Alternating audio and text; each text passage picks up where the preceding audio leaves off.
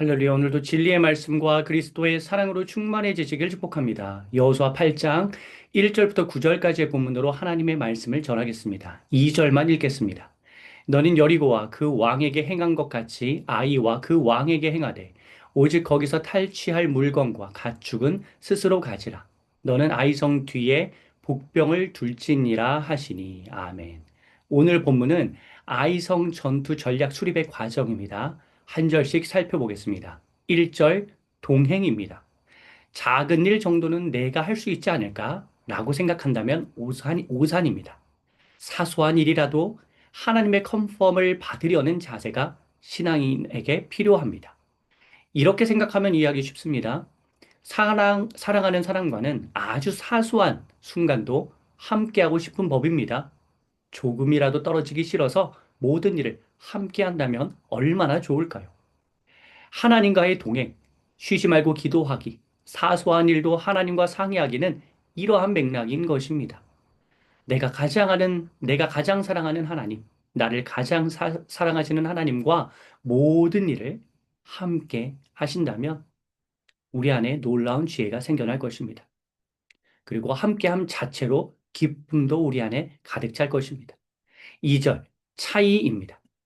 여리고성 때와는 다르게 아이성에서는 가축과 전리품 취득을 허용하십니다. 매복 전략도 지시하십니다. 이처럼 하나님의 명령은 상황에 따라 달라집니다. 획일적이지 않습니다. 그런데 만일 하나님의 의중을 묻지 않고 속단하여서 여리고 때처럼 성 주변을 돌고 함성을 외치고 나팔을 불고 전리품 다 바치면 되겠지? 라고 생각하고 전투한다면 이를 그르치게 되는 것입니다. 우리가 매 순간 하나님의 뜻을 물어야 하는 이유는 여기에 있습니다. 하나님의 지위가 달라지기 때문입니다. 신앙생활은 매뉴얼 학습이 아닙니다. 시시각각 변하는 상황과 그에 따른 하나님의 변하는 지혜로 대응하는 과정입니다. 3절 경계입니다. 아이성으로 향하는 군사는 3만 명입니다. 7장에서 처음에 출정한 군사는 3천 명이었습니다. 그보다 10배가 더 갑니다. 인원만으로 보면 처음에 방심했다고 생각됩니다. 아니면 전략과 상황이 달라져서 증언이 필요했다고 볼 수도 있습니다. 이유가 어떠하든지 약소국이라고 해서 얕잡아 봐서는 안 된다는 교훈을 줍니다. 방심해서 경주에서 거북이에게 친 토끼가 되어서는 안 됩니다. 4절 변칙입니다. 이미 한 번 쓴 전략은 다시 통하지 않을 가능성이 높습니다. 물론 역으로 다시 똑같은 전략을 사용해서 승리할 수도 있지만 한 번 눈에 익은 전략은 그 파급력이 약해질 수밖에 없습니다. 그래서 여호수아는 적의 성읍 뒤쪽을 노리고 있습니다. 매복조를 투입합니다. 12절에 보면 5천 명이 매복하고 그렇다면 2만 5천 명이 본대에서 전투하는 전략입니다. 이 기가 막힌 전략은 하나님의 지혜였습니다. 하나님의 지시에 따른 전략이었습니다. 이처럼 하나님은 우리에게 놀라운 변칙 전술을 알려주시는 지혜자입니다. 5절부터 7절까지는 계획입니다. 여호수아는 철저하게 계획합니다. 도망하여 유인한 후 빈성을 매복조가 점령하는 전략입니다. 계획은 필요합니다. 철저하게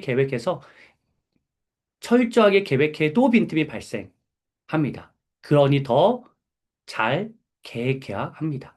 계획을 충분히 해야 현장에서 발생하는 변수에 여유 있게 대응할 수 있습니다. 전쟁의 실패는 계획의 실패라고 할 수 있습니다. 충분히 정보를 얻어 꼼꼼한 계획에 힘써야 합니다. 8절 명령입니다. 여호수아는 불태우는 것이 하나님의 명령인 점을 분명히 합니다. 강조합니다. 자의적인 판단으로 전쟁에서는 안 됩니다. 명령에 따라 움직여야 합니다. 일사불란하게 움직여야 승리할 수 있습니다. 뒤탈이 없습니다. 때때로 왜 그렇게 해야 하는지를 이해하지 못할 수도 있습니다.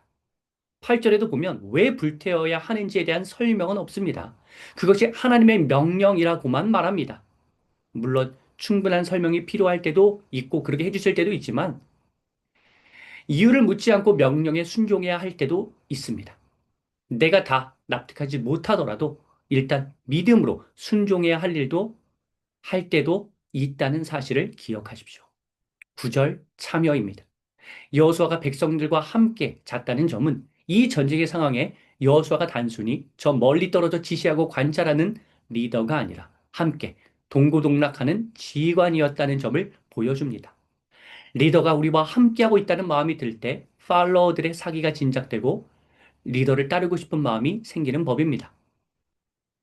사랑하는 성도 여러분, 지금까지 각 구절을 여러 가지 각도에서 살펴보았는데요.